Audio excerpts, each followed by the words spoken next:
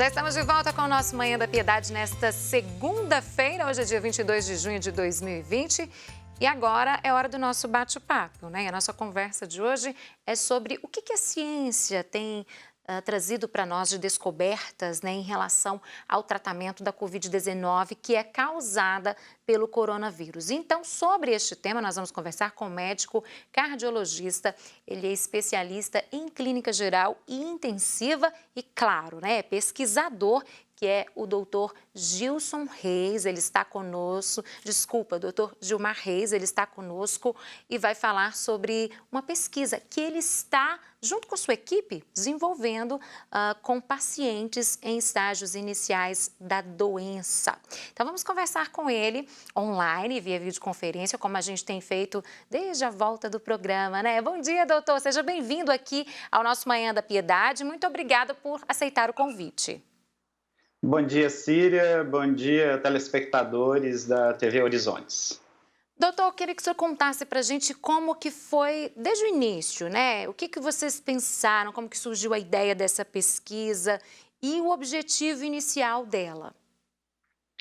Síria, em março, quando a pandemia já estava atingindo em cheio a Europa, nós já imaginávamos que nós teríamos uma onda aqui nas Américas e especificamente na América do Sul. Então, um grupo de pesquisadores, do qual eu faço parte, né, nós pensamos em o que nós poderíamos fazer para tentar entender melhor como essa pandemia está acontecendo e também buscar alternativas de tratamento, uma vez que até então não se tem nenhum tratamento para o Covid-19. Uhum.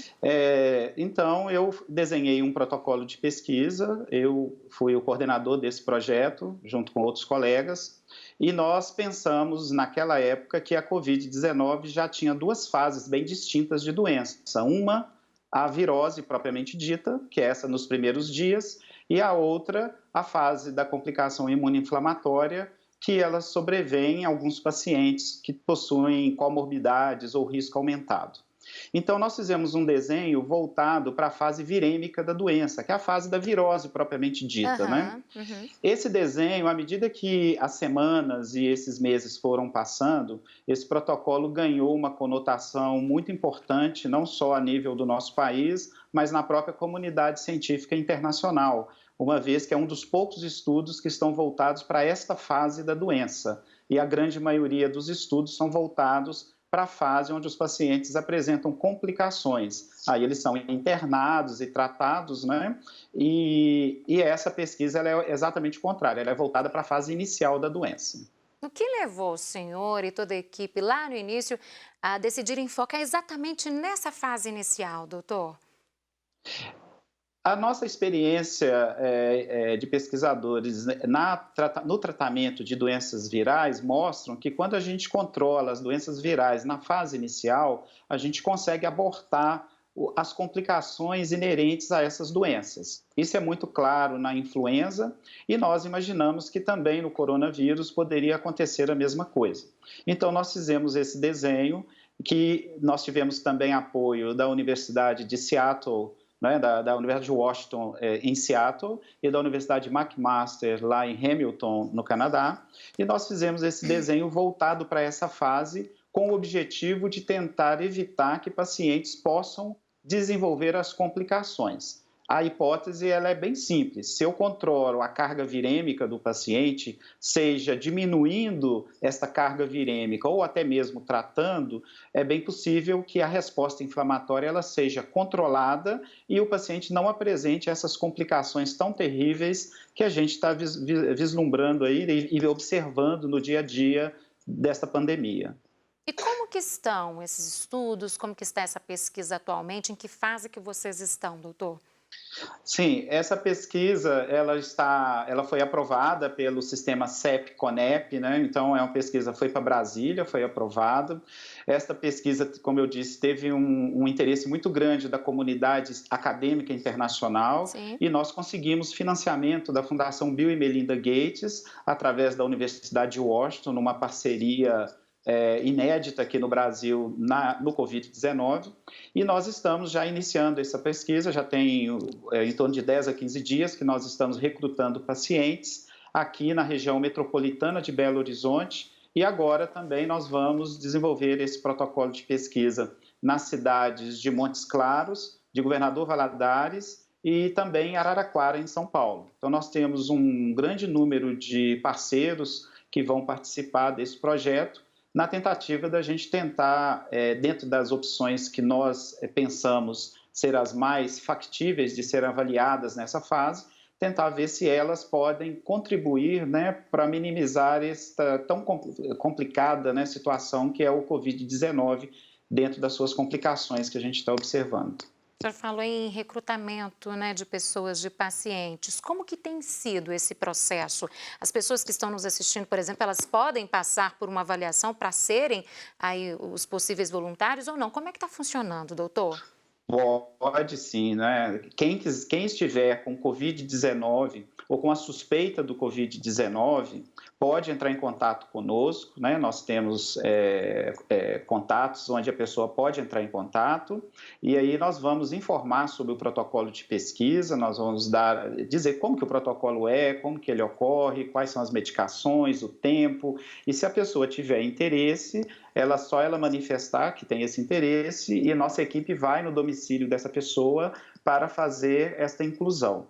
Nas cidades parceiras, nós temos parcerias formalizadas, né, e validadas pelo Ministério da Saúde em algumas cidades, como Betim, Nova Lima, Brumadinho, Sete Lagoas, e essas cidades já estão trabalhando conosco numa parceria muito interessante, onde a gente, com as nossas equipes, né, participamos, né, ativamente da busca de pacientes com apoio das secretarias de saúde envolvidas nessas cidades. Tá, então só para explicar direitinho para quem está em casa, é quem já teve o diagnóstico do coronavírus, é isso? Que deve se candidatar, né? Pode se candidatar para ser um voluntário nesse estudo, é isso, doutor? E mais assim, na fase bem inicial? É isso aí, Síria. Na verdade, é um protocolo voltado para a fase inicial. Então, aquele paciente que está com sintomas gripais agudos e desenvolvidos há pelo menos 24, 48 horas, se eles tiverem interesse, nós podemos avaliá-los e ver se esses pacientes possuem, se essa virose é devido ao Covid-19 ou não. Sim. Nós temos meios para fazer esse diagnóstico. Para os pacientes que já fizeram o exame, que é o suave nasal, aquele exame do cotonete no nariz, e ele foi positivo para o Covid-19, se esses pacientes tiverem interesse em participar da pesquisa, é só entrar em contato conosco, que a gente manda uma equipe lá no domicílio para avaliar a possibilidade ou não desse paciente participar. Como que essas pessoas podem fazer contato com vocês, doutor Gilmar? A gente vai até colocar daqui a pouquinho o Instagram do doutor Gilmar, né, para quem está em casa, mas tem um site específico, algum número que as pessoas podem ligar, doutor? Sim, nós temos um número do centro de pesquisa que é especificamente voltado para esses pacientes que têm interesse, que manifestam interesse, né? Por razões éticas, eu não posso dar muitas informações em relação à pesquisa, né, do ponto de vista ao vivo, mas se acaso a pessoa tem interesse, ela pode ligar no nosso número, que é o 99214-0236. 9214-0236. Isso, esse pode mandar um zap falando que tem interesse, que tem o exame positivo, que está no início da virose, e aí a nossa equipe entra em contato, vai fazer uma pré-triagem, porque para participar dessa pesquisa, nós precisamos que o indivíduo ou tenha acima de 50 anos, ou se ele tem abaixo de 50 anos, ele precisa ter alguma comorbidade. Aí a hipertensão arterial, doenças cardíacas, doenças pulmonares, doenças crônicas, pacientes em uso de corticoide, pacientes que foram transplantados, né? E aí esses pacientes apresentam um risco acima do normal de desenvolverem complicações com a Covid-19.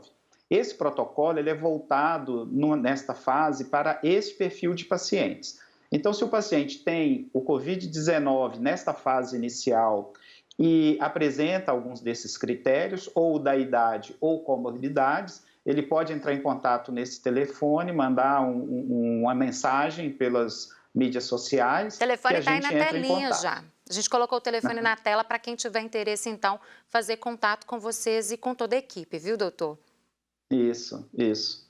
Agora, doutor, aí essas pessoas, né, passando por todo esse processo, quando já forem selecionadas, elas vão ser acompanhadas por um período, eu acredito, né? Que período é esse? Isso você pode adiantar para a gente?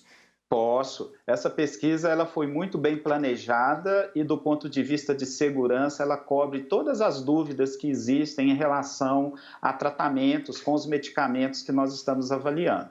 Então, uma vez o paciente iniciando o tratamento, ele vai ser avaliado. Nós temos alguns aparelhos que nós vamos deixar no domicílio com o paciente. Ele vai fazer um eletro no terceiro, no sétimo e no 10º dia. Ele vai ter um oxímetro para ele monitorar a saturação de oxigênio, né, arterial, que é muito importante no acompanhamento desses pacientes. E ele vai ter contato telefônico diário para nós sabermos da evolução do paciente. Infelizmente, né, Síria, participar de uma pesquisa não significa que o paciente não vai apresentar complicações do Covid-19. É uma doença que, no momento, nós não temos um tratamento específico para ela. Então, infelizmente, uma parcela desses pacientes podem apresentar uma evolução desfavorável e vão acabar necessitando de atendimento nas urgências, atendimento a nível de internação hospitalar, né? E a gente está, na verdade, em busca de algo que possa minimizar estas complicações. Então, por isso que a gente tem esse acompanhamento muito próximo com o paciente à medida que ele entra na pesquisa e mesmo depois que finalizar o tratamento, depois do 10º dia, nós ainda vamos acompanhar esse paciente por mais 2, 3 meses, porque nós sabemos que algumas complicações da Covid-19, elas surgem mais tardiamente. Então, exatamente para a gente fazer esse monitoramento e dar a orientação adequada aos pacientes que participarem do projeto de pesquisa. No total, serão quantas pessoas? Quantas pessoas vão participar dessa pesquisa, doutor?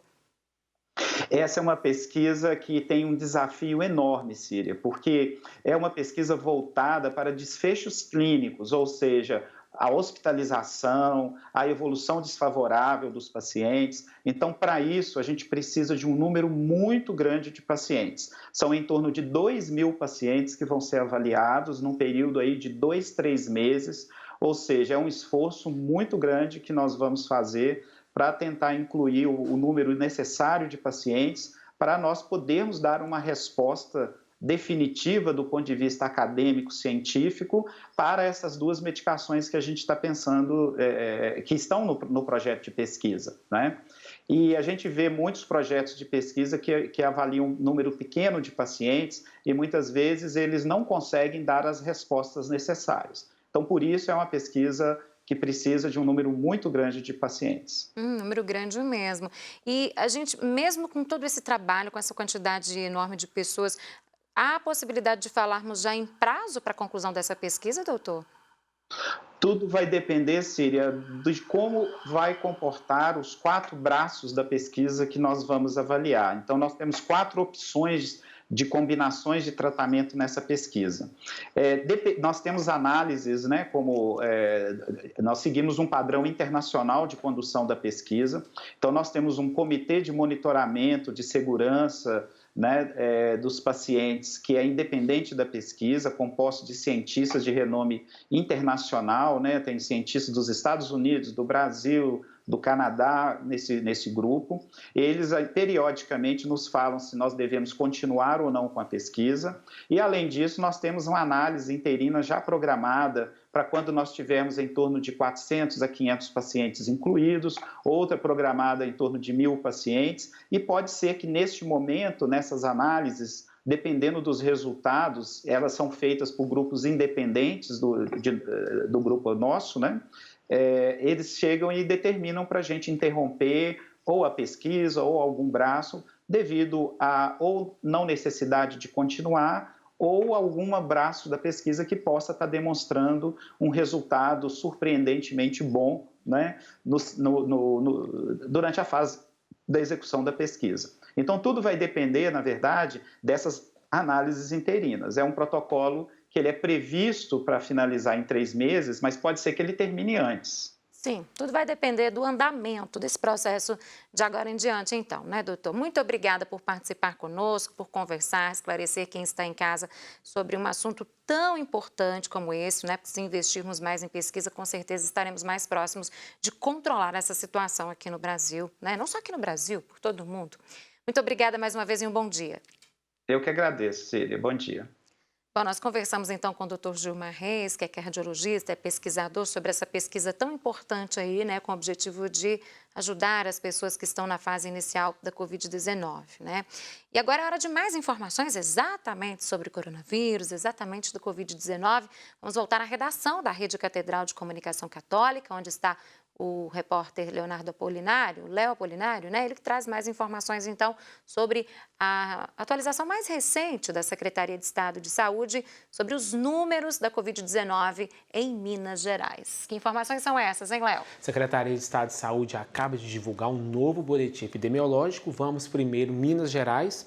Agora nós temos casos confirmados, 28.918. 28.918 casos, um aumento de 1.277 casos nas últimas 24 horas. Mortes, temos 688 mortes, um aumento de 27, são 27 óbitos nas últimas 24 horas.